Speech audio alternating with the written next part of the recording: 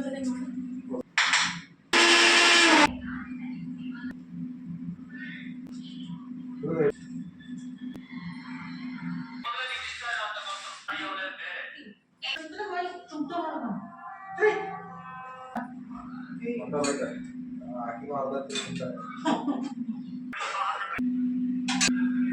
ಮಗಳು ಮಾಡಿದ ದಾಬೇಲಿ ಹೆಂಗಾಗಿತ್ತು? Thank you so much.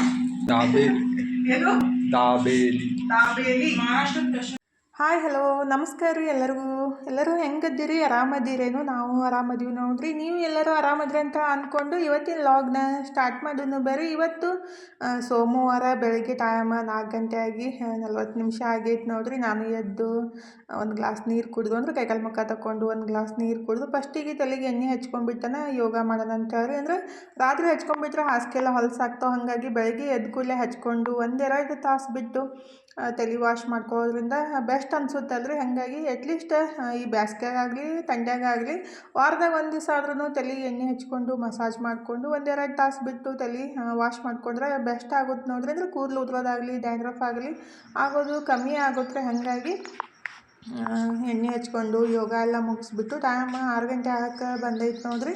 ನಾನು ಸ್ವಲ್ಪ ತಣ್ಣಗೆ ಗಾಳಿಗೆ ಹೊರಗೆ ವಾಕಿಂಗ್ ಮಾಡಿಬಿಟ್ರೆ ಮಸ್ತ್ ಆಗುತ್ತೆ. ಇವಾಗಂತೂ ಬ್ಯಾಸ್ಗ್ಯಾಗ ಫ್ಯಾನ್ ಗಾಳಿಗೆ ಮನ್ಕೊಂಬಿಟ್ಟು ಸುಸ್ತಾಗ್ಬಿಟ್ಟಿರ್ತೈತಿ. ಫುಲ್ ಶೆಕಿ ಹೀಟ್ ಅನಿಸ್ತಾ ಇರ್ತೈತಿ. ಹಾಗಾಗಿ ಬೆಳಗಿನ ಜಾವ ಒಂದು 10 ನಿಮಿಷ ಆದ್ರೂ ಈ ಥರ ತಣ್ಣಗೆ ಗಾಳಿ ಒಳಗೆ ವಾಕ್ ಮಾಡಿಬಿಟ್ರೆ ಮಸ್ತ್ ಆಗುತ್ತೆ ನೋಡ್ರಿ. ಚಂದ್ರಮ್ಮನ ಎಷ್ಟು ಮಸ್ತ್ ಕಾಣಕತ್ತಿದ್ದ.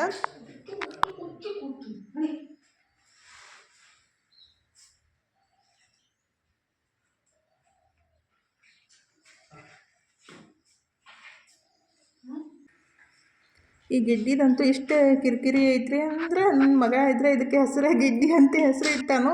ಈಗಿನ ಮಕ್ಕಳದ ರಾತ್ರಿ ಎಲ್ಲ ಕಿರಿಕಿರಿ. ಅಂದರೆ ಮರಿ ಹಾಕೈತಲ್ರಿ, ರಾತ್ರಿ ಎಲ್ಲ ಫುಲ್ ಸೌಂಡ್ ಮಾಡ್ತಾ ಇರ್ತೈತಿ. ಬೆಳಗ್ಗೆ ಆದ ಕೂಡಲೇ ಈಗಿನ ಕಿರಿಕಿರಿ ಸ್ಟಾರ್ಟ್ ಆಗ್ಬಿಟ್ಟಿರ್ತೈತಿ.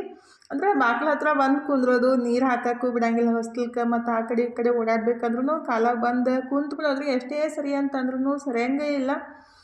ಒಂದ್ಸಲ ಆ ಥರ ಮಾಡ್ತಿರ್ತೈತಿ. ಗೇಟ್ ಹಾಕಿಬಿಟ್ರೆ ಮತ್ತು ಹೊರಗಡೆ ಕೂಡುತ್ರಿ. ಬಾಗ್ಲ ಗೇಟ್ ತೆಗೆದ್ಬಿಟ್ರೆ ಸಾಕು, ಬಾಗ್ಲ ಹತ್ರ ಬಂದು ಕುಂದ್ರೋದನ್ನೇ ಮಾಡುತ್ತಾ.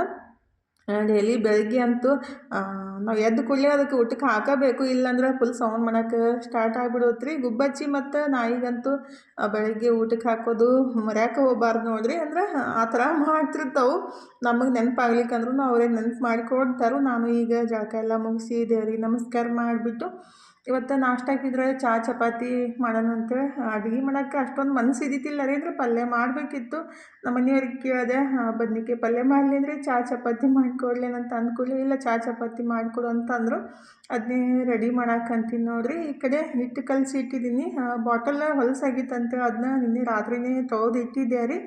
ಇವಾಗಿದ್ರೆ ಅದಕ್ಕೆ ಎಣ್ಣೆ ಹಾಕಕ್ಕಂತೀನಿ ನೋಡ್ರಿ. ಅಂದರೆ ಇದು ಬಾಟಲ್ನ ಜಾಸ್ತಿ ತುಂಬಿತ್ತ ಚೆಲ್ಲುತ್ತಂತೇಳಿ ಗೊತ್ತಾಗಿತ್ತು. ಹಾಗಾಗಿ ಕೆಳಗಡೆ ಪ್ಲೇಟ್ ಇಟ್ಬಿಟ್ಟೆ ರೀ. ಅಂದರೆ ಅದು ಸುಮ್ಮನೆ ವೇಸ್ಟ್ನು, ಮತ್ತು ಒರೆಸೋದು ಒಂದು ಡಬಲ್ ಕೆಲಸ ಆಗುತ್ತಲ್ರಿ. ಹಾಗಾಗಿ ಈ ಥರ ಮಾಡಿಬಿಟ್ರೆ ಅದು ವೇಸ್ಟ್ನೂ ಆಗಂಗಿಲ್ಲ ಮತ್ತು ನಮಗೂ ಡಬಲ್ ಕೆಲಸ ಅನ್ಸಂಗಿಲ್ಲಲ್ರಿ. ನಾನಂತೂ ಈ ಥರ ಮಾಡ್ತಿರ್ತೀನಿ. ಮತ್ತು ಅದನ್ನ ಯಾರು ಸ್ವಚ್ಛ ಮಾಡ್ಯಾರಪ್ಪ ಅಂತ ಅನಿಸ್ಬಿಟ್ಟು ಈ ಥರ ಒಂದು ಪ್ಲೇಟ್ ಇಟ್ಬಿಟ್ರೆ ಅದನ್ನೂ ಪ್ಲೇಟ್ ಒಳಗೆ ಬೀಳುತ್ತೆ ರೀ. ವೇಸ್ಟ್ನೂ ಆಗಂಗಿಲ್ಲ. ಬಾಟಲೆಲ್ಲ ಸ್ವಚ್ಛಗೆ ನೀಟಾಗಿ ತೊಳೆದು ಇಟ್ಟಿದ್ದೆ ರೀ. ಮತ್ತು ಏನಕ್ಕ ಬಾಟಲೆಲ್ಲ ಈ ಥರ ಹಿಟ್ಟಿನ ಮೇಲೆ ಹಾಕಕತ್ತೀವಿ ಅಂತೇಳಿ ಅನ್ನಕ್ಕೆ ಹೋಗ್ಬೇಡ್ರಿ. ಯಾಕಂದ್ರೆ ಬೆಳಗ್ಗೆ ಅಂದರೆ ನಿನ್ನೆ ರಾತ್ರಿನೇ ಸ್ವಚ್ಛಗೆ ತೊಳೆದ್ಬಿಟ್ಟು ಒಣಗಿಸಕ್ಕೆ ಇಟ್ಟಿದ್ದೆ. ಮತ್ತು ಬೆಳಗ್ಗೆ ಒರೆಸಿ ಬಾಟಲ್ಗೆ ಎಣ್ಣೆ ಹಾಕಿದ್ದಲ್ರಿ. ಹಾಗಾಗಿ ಈಗಿದ್ರೆ ಅದು ಪ್ಲೇಟ್ ಒಳಗೆ ಏನು ಚೆಲ್ಲಿತ್ತಲ್ಲ ಹಿಟ್ಟನ್ನು ಚಲೋತ್ನಾಗಿ ಮಿದ್ಕೊಂಡ್ಬಿಟ್ರೈತು. ಹಿಟ್ಟೂ ಸಾಫ್ಟ್ ಆಗುತ್ತೆ, ನಮಗೂ ಕೆಲಸನೂ ಅನ್ಸಂಗಿಲ್ಲ ಮತ್ತು ವೇಸ್ಟ್ನೂ ಆಗಂಗಿಲ್ಲ ನೋಡ್ರಿ. ವೇಸ್ಟ್ ಆಗೋಕ್ಕಿಂತ ಏನೈತಲ್ರಿ, ಕೆಳಗಡೆ ಎಣ್ಣೆ ಚೆಲ್ಬಿಟ್ರೆ ಏನೈತಲ್ಲ ಅದನ್ನ ಒರೆಸೋದು ದೊಡ್ಡ ಕೆಲಸ. ಬಟ್ಟೆಯಲ್ಲಿ ಒರೆಸ್ಬಿಟ್ರೆ ಅದು ಬಟ್ಟೆ ಎಲ್ಲ ಹೊಲಸಾಗ್ಬಿಟ್ಟು ಮತ್ತು ಅದನ್ನ ಸ್ವಚ್ಛ ಮಾಡೋಕೆ ಎಷ್ಟೋ ತನಕ ಹಿಡಿಯುತ್ತೆ. ಅದಕ್ಕಾಗಿ ಈ ಥರ ಮಾಡ್ಬೋದು. ಈಗಿದ್ರೆ ಫೈನಲಿ ಚಪಾತಿನೂ ರೆಡಿ ಮಾಡಿದೆ ನೋಡ್ರಿ. ನನಗಂತೂ ಚಪಾತಿ ಜಾಸ್ತಿ ಇಷ್ಟ ಆಗುತ್ತೆ. ಅಂದರೆ ಚಪಾತಿ ತಿನ್ನಾಕ್ರಿ ಬೆಳಗಿನ ಜಾವ. ಹಾಗಾಗಿ ತುಪ್ಪ ಅಥವಾ ಬೆಣ್ಣೆ ಹಾಕ್ಕೊಂಡು ತಿಂದ್ರಂತೂ ಇನ್ನೂ ಬೆಸ್ಟ್ ಆಗುತ್ತೆ ನೋಡ್ರಿ. ಅಂದರೆ ಫ್ರೆಶ್ಶಾಗಿ ಇವತ್ತು ಬೆಳಗ್ಗೆನೇ ಬೆಣ್ಣೆ ತೆಗ್ದಿದ್ದೆ ರೀ. ಹಾಗಾಗಿ ಸ್ವಲ್ಪ ಬೆಣ್ಣೆನ ಚಪಾತಿಗೆ ಹಚ್ಕೊಂಡು ಜೊತೆ ಮಿಕ್ಸ್ ಮಾಡ್ಕೊಂಡು ತಿಂದ್ರೆ ಸಖತ್ತಾಗಿರುತ್ತೆ. ಅದ್ರಾಗ ಜೊತೆ ಚಪಾತಿ ತಿನ್ಬೇಕಂದ್ರೆ ಸ್ವಲ್ಪ ದಪ್ಪಾಗಿ ಪದ್ರವಾಗಿ ಒಂದು 8 ಪದರಷ್ಟು ಚಪಾತಿ ಮಾಡ್ಬೇಕ್ರಿ. ಅವಾಗ ಮಸ್ತಾಗಿರುತ್ತೆ ಸಾಫ್ಟಾಗಿ ತಿನ್ನಾಕ. ಎಲ್ಲರೂ ನಾಷ್ಟಾನು ಮಾಡಿದ್ರು. ನಾನು ನಾಷ್ಟ ಮುಗಿಸ್ಬಿಟ್ಟು ನನ್ನ ಕೆಲಸ ನಾನು ಸ್ಟಾರ್ಟ್ ಮಾಡಿದ್ದೀನಿ ನೋಡ್ರಿ. ಅಂದರೆ ಶಾವ್ಗೆ ಹಪ್ಪಳ ಎಲ್ಲ ಮಾಡಿಟ್ಟಿದ್ದೆ ಒಂದು 2-3 ದಿವಸ ಬಿಸಿಲಿಗೆ ಇಡಬೇಕು. ಹಾಗಾಗಿ ಬಿಸಿಲಿಗೆ ಇಟ್ಟಿದ್ದೆ. ಈಗಿದ್ರೆ ಅವನ್ನೆಲ್ಲ ಒರೆಸಿ ಡಬ್ಬಿಗೆ ಹಾಕಿ ಇಟ್ಬಿಟ್ರೆ ನಿವಾಂತ ಆಗುತ್ತೆ. ಈಗಿದ್ರೆ ಹಪ್ಪಳನೂ ಬಿಸ್ಲಿಗೆ ಇಟ್ಟಿದ್ದೆ ಅಂದರೆ ಸ್ವಲ್ಪ ಬಿಸ್ಲಿಗೆ ಇಟ್ಟಾಗ ಧೂಳದು ಬಂದು ಕುಂತಿರ್ತೈತಲ್ಲ, ಹಾಗಾಗಿ ಸ್ವಲ್ಪ ಅರ್ಬಿಲೆ ಈ ಥರ ಒರೆಸ್ಕೊಂಡ್ಬಿಟ್ಟು ಡಬ್ಬಿಗೆ ಹಾಕಿಟ್ರೆ ಆಯ್ತು ಅಂತೇಳಿ ಹಾಕಂತೀನಿ ನೋಡ್ರಿ. ನಾವು ಎಷ್ಟೇ ಕ್ಲೀನ್ ಮಾಡಿಬಿಟ್ರು ಡಸ್ಟ್ ಅಂತೂ ಹೆಂಗೆ ಬರುತ್ತೆ ಗೊತ್ತಾಗಂಗಿಲ್ಲ ರೀ. ಅದ್ರಾಗ ಔಟ್ಸೈಡ್ ಇದ್ಬಿಟ್ರೆ ಮತ್ತು ಮುಂದೆ ಮನೆ ಮುಂದೆ ಗಿಡ ಇರ್ಲಿಕ್ಕಂದ್ರೆ ಜಾಸ್ತಿ ಡಸ್ಟ್ ಬರುತ್ತೆ ರೀ. ಹಾಗಾಗಿ ಬಿಸಿಲಿಗೆ ಇಟ್ರೂ ಒಂದು ಸಲ ಈ ಥರ ನೀಟಾಗಿ ಒರೆಸ್ಬಿಟ್ರೆ ನನಗೂ ಸಮಾಧಾನ ಅನಿಸುತ್ತೆ ಅಂತ ಒರೆಸಿ ಅವನು ಡಬ್ಬಿಗೆ ಹಾಕಿ ಇಟ್ಟೆ ನೋಡ್ರಿ. ಮುಚ್ಚಿ ಎತ್ತಿ ಇಟ್ಬಿಟ್ರೆ ಆಯಿತು. ಈಗ ಶಾವ್ಗಿನ ಇದು ಟಾಕಿ ಅಂತೀವಿ ನಾವು, ಅಂದ್ರೆ ನೀರೆಲ್ಲ ತುಂಬಿಡ್ತೀವಲ್ಲ ರೀ, ಅದನ್ನ ಯಾವಾಗಲೂ ಯೂಸ್ ಮಾಡ್ಕೋದು ನಾನು. ಅಂದ್ರೆ ಅದಕ್ಕೆ ನಡುವೆ ಕೆಳಗಡೆ ಪೇಪರ್ ಹಾಕಿಬಿಟ್ಟು ಮ್ಯಾಲೆ ಸ್ವಲ್ಪ ಉಪ್ಪು, ಒಂದು 4 ಮೆಣಸಿನ್ಕಾಯಿ ಹಾಕಿ ಶಾವ್ಗಿನ ಸ್ಟೋರ್ ಮಾಡ್ಕೊಂಡ್ರೆ ಆಯಿತು. ಭಾಳ ದಿವ್ಸ ತನಕ ಹಾಳಾಗಂಗಿಲ್ಲ ರೀ. ಅಂದರೆ 1 ವರ್ಷ ತನಕ ಆರಾಮ್ಸೆ ಇಡ್ಬೋದು. ನಾನು ಹೋದ ವರ್ಷದಿಂದ ಶಾವ್ಗಿ ಇನ್ನೂ 1.5 kg ಇಷ್ಟು ಅದಾವೆ ರೀ. ಅಂದರೆ ಫುಲ್ ಟೈಟಾಗಿ ಮುಚ್ಚಿಡಬೇಕು. ಏರ್ ಹೋಗ್ಬಿಟ್ರೆ ಆಗೋ ಚಾನ್ಸ್ ಇರುತ್ತೆ. ಅಂದರೆ ಹೊರಗಡೆಯಿಂದ ಹೋಗ್ಬಿಟ್ಟು ಅಲ್ಲಿ ಗೂಡು ಕಟ್ಕೊಂಡು ಹಾಳು ಮಾಡ್ತಿರ್ತಾವಲ್ಲ, ಹಾಗಾಗಿ ಪ್ಯಾಕ್ ಮಾಡಿಟ್ರೆ ಹಾಳಾಗಂಗಿಲ್ಲ ನೋಡಿರಿ. ಭಾಳ ಜನ ಶಾವ್ಗಿ ಕೇಳಾಕತ್ತಿದ್ರೆ ನನಗೂ ಕೊಡ್ಬೇಕನ್ನೋದು ಇಷ್ಟ ಇತ್ತು. ಆದರೆ ಕೊರಿಯರ್ ಮಾಡೋಕ್ಕಂದ್ರೆ ಜಾಸ್ತಿ ಅಮೌಂಟ್ ಕೇಳಾಕಂತಾರೆ. ಅಂದರೆ 1 kgಗೆ 80-90 ರೂಪಾಯಿ ಅಂತ ಹೇಳಾಕತ್ತಾರೆ. ಹಾಗಾಗಿ ಅದು ನಿಮಗೆ ಜಾಸ್ತಿ ಆಗ್ಬೋದು ಅಂತೇಳಿ ನನಗೆ ಅನ್ಸಾಕತ್ತೈತೆ ನೋಡಿರಿ. ಅಂದರೆ ನಾವು ಶಾವ್ಗಿಗೆ ಕೊಡೋ ರೇಟನ್ನು ನಮಗೆ ಕೊಡಬೇಕಾಗುತ್ತೆ, ಕೊರಿಯರ್ ರೇಟ್ ಜಾಸ್ತಿ ಆಗುತ್ತೆ. ಅಷ್ಟಾದ್ರೂ ಬೇಕಂದ್ರೆ ಹೇಳ್ರಿ, ಆದಷ್ಟು ಬೇಗ ನಾನು ಅದಕ್ಕೆ ಒಂದು ಬೇರೆ ನಂಬರ್ ತೊಗೊಂಡ್ಬಿಟ್ಟು ಅದನ್ನೆಲ್ಲ ಸ್ವಲ್ಪ ಪ್ರೊಸೀಜರ್ ಇರುತ್ತಲ್ಲ ರೀ. ವೇಟಿಂಗ್ ಮಷಿನ್ ತೊಗೋಬೇಕು, ಪ್ಯಾಕಿಂಗ್ದೆಲ್ಲ ಅದು ಸಾಮಾನು ತೊಗೋಬೇಕು. ಹಾಗಾಗಿ ಬೇಕಂದರೆ ನಾನು ಕೊಟ್ಟು ಕಳ್ಸೋಕೆ ಪ್ರಯತ್ನ ಪಡ್ತೀನಿ ರೀ. ಯಾಕಂದರೆ ಅದು ನಿಮಗೂ ಕಷ್ಟ ಆಗಬಾರ್ದು ಅಂತ ನನ್ನ ಆಸೆ ಅಷ್ಟೇ ರೀ. ಯಾಕಂದ್ರೆ ಎಕ್ಸ್ಟ್ರಾ 1 kgಗೆ 80-90 ರೂಪಾಯಿ ಅಂದರೆ ನಿಮಗೆ ಸ್ವಲ್ಪ ಅಮೌಂಟ್ ಜಾಸ್ತಿ ಆಗ್ಬೋದಂತ ಅನ್ಸಾಕತ್ತೈತೆ. ಅದಕ್ಕಾಗಿ ನಾನು ಸುಮ್ಮನೆ ಆಗಿದ್ದೆ ರೀ.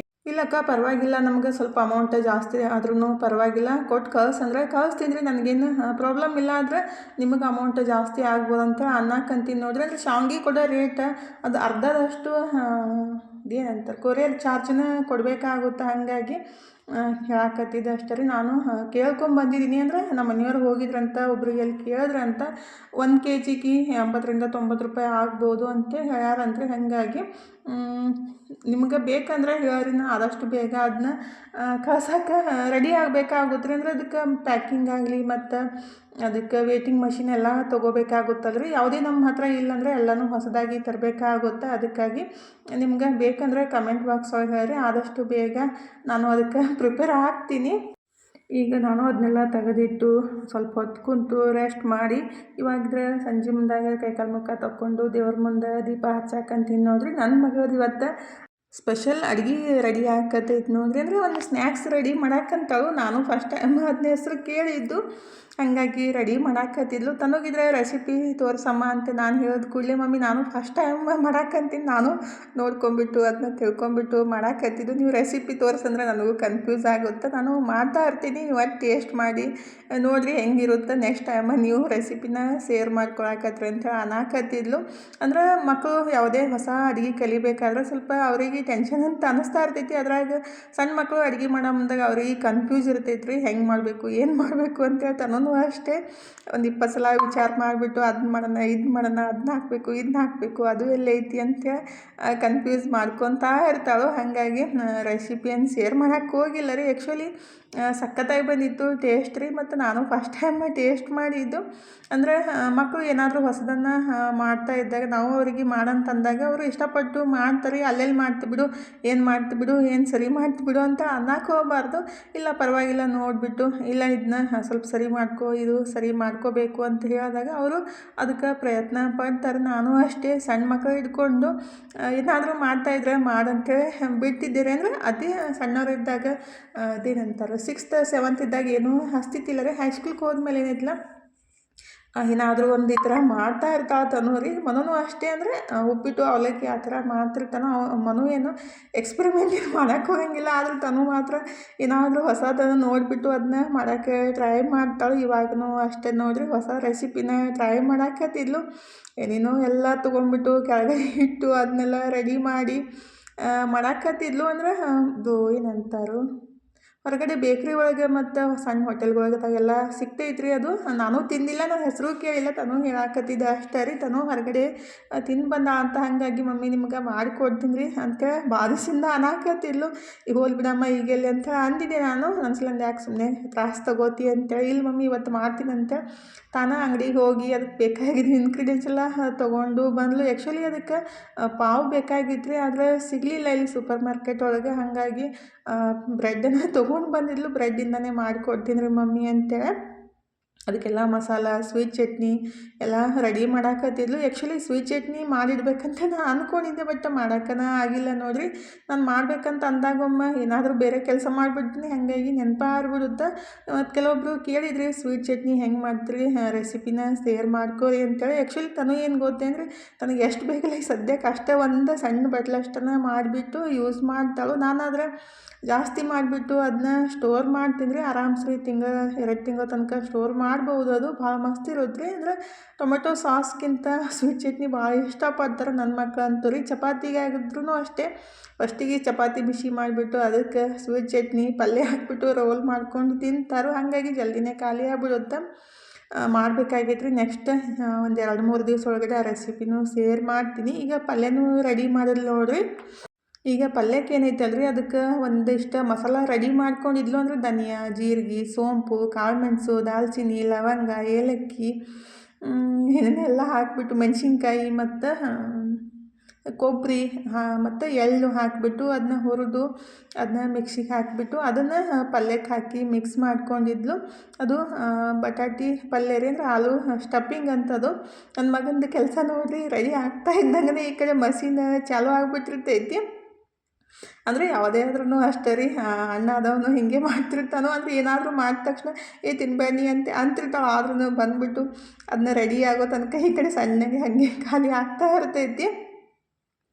ಹೇಗಿದ್ರೆ ಅದೇ ಕೆಲಸ ಸ್ಟಾರ್ಟ್ ಆಗಿತ್ತು ನೋಡಿರಿ. ನಾನಿದ್ರೆ ನಾಯಿಗೆ ಬ್ರೆಡ್ ಹಾಕೋಣಂತೆ ತೊಗೊಂಡು ಹೊಂಟಿದ್ದು. ಅಂದರೆ ಆಗಾಗ ಬಿಸ್ಕೆಟ್ ಹಾಕಿದ್ದೀನಿ, ಚಹಾ ಬಿಸ್ಕೆಟ್ ತಿನ್ನೋ ಮುಂದಾಗ, ಆದ್ರೂ ಹೋಗೇ ಇಲ್ಲ ರೀ ಚಂತನ.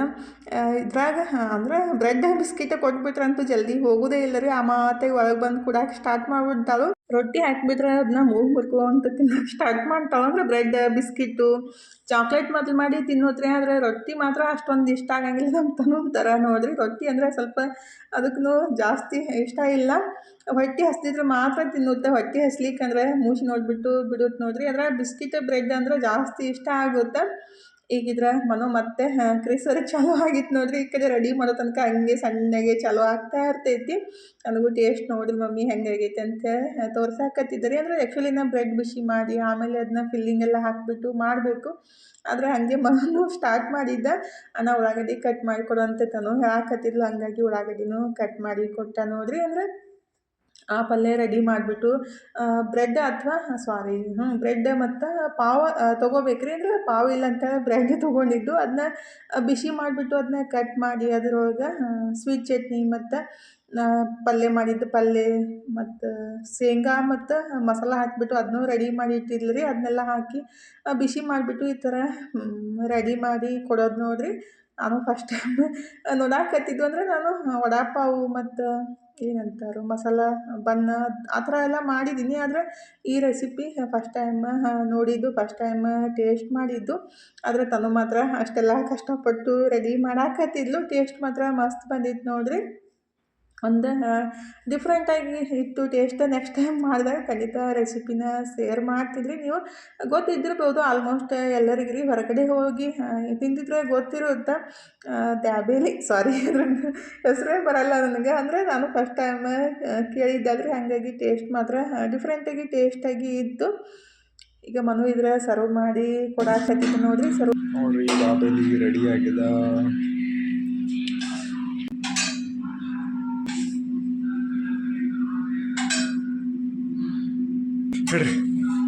ಹೇಳ್ರಿ ನಿಮ್ಮ ಮಗಳು ಮಾಡಿದ ದಾಬೇಲಿ ಹೆಂಗಾಗಿತ್ತು? ಥ್ಯಾಂಕ್ ಯು ಸೋ ಮಚ್ ತನು, ಮನು. ನನಗೆ ಹೇಳ್ತಾರೆ ಫಸ್ಟ್ ಟೈಮ್ ದಾಬೇಲಿ. ದಾಬೇಲಿ ಏನು ದಾಬೇಲಿ ದಾಬೇಲಿ ಮಹಾರಾಷ್ಟ್ರ ಸ್ಪೆಷಲ್. ಮಹಾರಾಷ್ಟ್ರ ಸ್ಪೆಷಲ್. ಸ್ವಲ್ಪ ಹಾಗೆ ಅಡ್ಜಸ್ಟ್ ಮಾಡ್ಕೊರಿ. ಹಿಂದಿಗಳ ಕಮೆಂಟ್ನಾಗ ಹೇಳಾಕೋಬೇಡ್ರಿ ಪಾವ್ ಎಲ್ಲೈತಿ ಬ್ರೆಡ್ ಇಟ್ಟಿರಲ್ಲ ಅಂತೇಳಿ. ನಾನು ಫಸ್ಟ್ ಟೈಮ್ ಟೇಸ್ಟ್ ಮಾಡಾಕತ್ತಿದ್ದು. ಫಸ್ಟ್ ಟೈಮ್ ದಾಬೇಲಿ ಅಂತ ಹೆಸರು ಕೇಳಿದ್ವಿ ಆ್ಯಕ್ಚುಲಿ ನಂಗೆ ಗೊತ್ತಾಗಿದ್ದಿಲ್ಲ. ಇಲ್ಲಿ ತಿನ್ರಿ ಈಗ ಅದನ್ನೇ ಹಿಸ್ಟ್ರಿ ಹಾಕೋತ್ ಕುಂದಿರ್ತೀರ ಸರಿಯಾಗಿಲ್ಲ. ಚಲೋ ಐತಿ. ಸಿಂಪಲ್ ಹಿಂಗೆ ಆಗೈತಿ. ಇನ್ನೊಮ್ಮೆ ಪಲ್ಯ ಚಲೋ ಆದ್ರೆ ತಾನೇ ಇಷ್ಟ ಆಗ್ತದೆ. Thank you. ಮಕ್ಕಳು ಏನಾದರೂ ಮಾಡಿಕೊಟ್ಟಾಗ ಜಾಸ್ತಿ ಖುಷಿ ಆಗುತ್ತಲ್ರಿ, ನನಗೂ ಅಷ್ಟೇ ಖುಷಿ ಆಗತ್ತಿತ್ತು. ಟೇಸ್ಟ್ನೂ ಚಲೋ ಇತ್ತು ನೋಡ್ರಿ. ಬರ್ರಿ ಮತ್ತು ತಾನು ದಾಬೇಲಿ ಮಾಡಿಕೊಟ್ಟಾಳ, ನೀವು ಟೇಸ್ಟ್ ಮಾಡಾಕತ್ರಂತ. ಮಸ್ತ್ ಆಗಿತ್ತು ನೋಡ್ರಿ. ಇವತ್ತಿನ ಲಾಗ್ನು ಇಲ್ಲೇ ಮುಗಿಸೋಣ್ರಿ. ಇವತ್ತಿನ ಲಾಗ್ ನಿಮ್ಗೆ ಹೆಂಗೆ ಅನ್ನಿಸ್ತಂತೇಳಿ ಕಮೆಂಟ್ ಬಾಕ್ಸ್ ಒಳಗೆ ಹೇಳೋದು ಮರ್ಯಾಕೆ ಹೋಗ್ಬೇಡ್ರಿ. ಮತ್ತು ತಾನು ಮಾಡಿದ್ದ ರೆಸಿಪಿ ಇಷ್ಟ ಆಗಿದ್ರೆ ಲೈಕ್ ಮಾಡೋದು ಮರ್ಯಾಕೆ ಹೋಗ್ಬೇಡ್ರಿ. ನೋಡೋಣ ಈ ವಿಡಿಯೋಕ್ಕೆ ಎಷ್ಟು ಲೈಕ್ ಬರುತ್ತೆ ಅಂತೇಳಿ, ತನ್ನೊಂದು ರೆಸಿಪಿ ಯಾರಿಗೆಲ್ಲ ಇಷ್ಟ ಆಗೈತೆ ಅಂತ ಹೇಳಿ. ಥ್ಯಾಂಕ್ ಯು ಫಾರ್ ವಾಚಿಂಗ್ ರೀ. ಮತ್ತೆ ಹೊಸ ಲಾಗ್ ಜೊತೆಗೆ ಸಿಗ್ತೀವಿ ರೀ. ಬಾಯ್ ಬಾಯ್, ಟೇಕ್ ಕೇರ್.